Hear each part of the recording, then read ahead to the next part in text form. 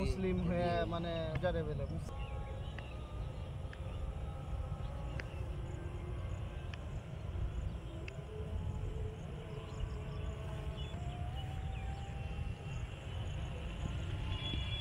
Iran এত বড় attack করতে পারতো না।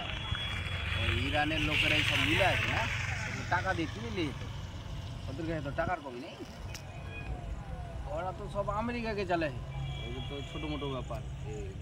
ইরান ইরানকে কিনে নেবে যত টাকা আছে।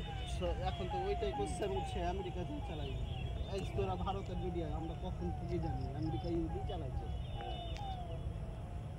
ভারতের মিডিয়ার এতদিনে বলছে এই আমেরিকাকে ইহুদি চালাচ্ছে, ওটা আগে থেকেই বলছে ইহুদি চালাচ্ছে। যত বড় বড় কোম্পানির মালিক সেটাকে তো ইহুদি,